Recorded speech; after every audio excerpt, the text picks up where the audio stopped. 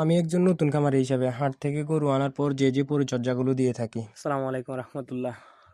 খামারের প্রথম গাভীটি বিক্রি করার প্রায় 2 মাস পর আজকে খামারের জন্য তৃতীয় গাভীটি ক্রয় করে আনলাম হাট থেকে গরু আনার পর যে পরিচর্যাগুলো করা অত্যন্ত প্রয়োজন, যেমন গরুর পাগুলো পটাশ দিয়ে ভালোভাবে ধুয়ে দেওয়া।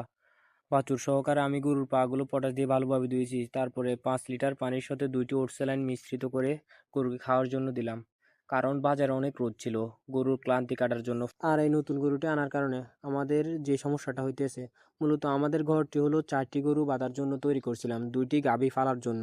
এখন আমাদের আগের লাল গাভীটি এবং নতুন কালো গাভীটি সহকারে 2টি গাভী আছে। এখন আবার আগের পুরনো গাভীর একটি ষাঁড় বাছুর আমাদের রয়ে গেছে, বিক্রি করা হয়নি। এটা আমাদের ইনশাল্লাহ 2027 কোরবানি পর্যন্ত পালন করা হবে, এই আশা নিয়ে আমরা এই গরুটিকে লালন পালন করতেছি। আর এই গরুটি এখন স্থান পরিবর্তন করে বাড়তেছি আমি।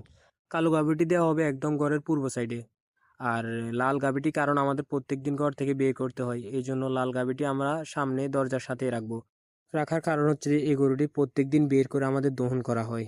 আর একটা কথা না বললে নয়, আমাদের লাল গাভীটি ইনশাল্লাহ কোরবানিতে বিক্রি করে দেওয়া হবে। বিক্রির পর শিকড় থেকে শুরু পেজ এবং কি শিকড় থেকে শুরু ইউটিউব চ্যানেলে আপনারা আমাদের এই লাল গরুটি যদি বিক্রি করি বিক্রির ভিডিও দেখতে পারবেন।